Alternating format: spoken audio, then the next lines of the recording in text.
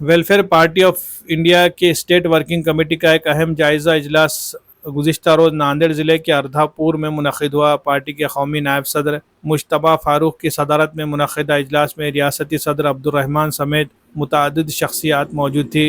शुरा में रियासत के मुख्तलिफ अजला से मकामी ज़िम्मेदारान और मुंतखब अरकान को मदऊ किया गया था। इजलास के दौरान हालिया असम्बली इंतखाबात का तज्ज़िया करते हुए समाज पर पड़ने वाले मुस्बित और मनफी असरात का जायज़ा लिया गया। इसी तरह आने वाले बल्दियाती और ग्राम पंचायत इंतखाबात की तैयारियों के सिलसिले में हिकमत अमली और लाए अमल पर भी गुफ्तगू की गई। इजलास के दौरान मुक़र्रिरीन ने ज़ोर दिया कि पार्टी को अवाम के दरमियान जाकर उनके मसाइल को अरबाब इख्तियार तक पहुँचाने के लिए मुनज़्ज़म जद्दोजहद करनी होगी। पार्टी क़यादत ने ओहदेदारान को मशवरा दिया कि वो अपनी ज़िम्मेदारियों को ईमानदारी, खुलूस और भरपूर अज़्म के साथ अंजाम दे। पार्टी ने यह भी फ़ैसला किया है कि अवामी फ़लाह व बहबूद के लिए सेहत, तालीम और रोज़गार के मसाइल पर खुसूसी तवज्जो दी जाएगी और उनके हल के लिए अवामी राब्ता मुहिम का इनेकाद किया जाएगा। इजलास में शरीक तमाम ज़िम्मेदारान ने इस अज़्म का इजहार किया कि वो वेलफेयर पार्टी के मकसद को पूरा करने के लिए हर मुमकिन कोशिश करेंगे।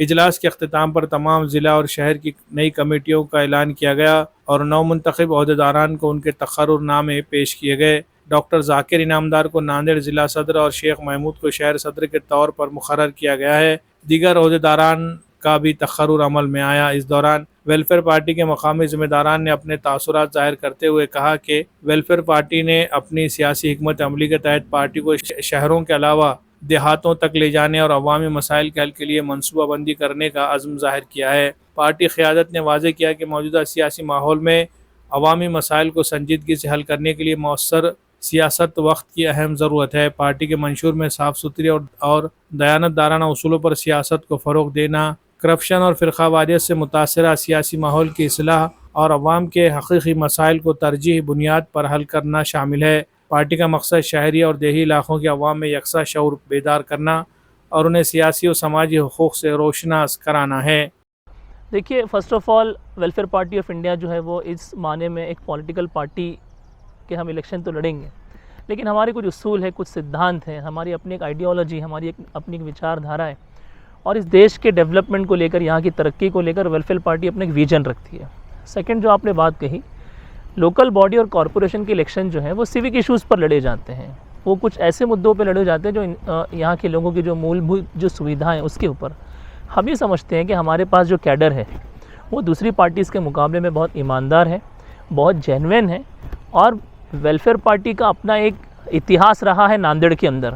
आज हमारी जो वर्किंग कमेटी की मीटिंग थी वो नांदेड़ में हमने इसीलिए रखा है कि हम जो है वो पूरी तैयारी के साथ यहाँ पर जो डिस्ट्रिक्ट का जो कॉरपोरेशन है मैक्सिमम जगहों पर हम जो है वो अपने कैंडिडेट्स को फाइल करेंगे और इस बात की पूरी कोशिश रहेगी कि हम जो है वो इलेक्शन जीत कर आएँ और यहाँ के लोगों की जो डिमांड्स है, यहाँ के लोगों की जो रिक्वायरमेंट है उसको हम फुलफ़िल करें। हम नांदेड़ के लोगों को संदेश देना चाहते हैं कि वो वैल्यू बेस्ड पार्टी, ये वेलफेयर पार्टी है, वो इसका साथ दें, इसका सपोर्ट करें और इसको मजबूत करने के लिए जो है नांदेड़ की जो तारीख़ है वो उसको दोहराएं।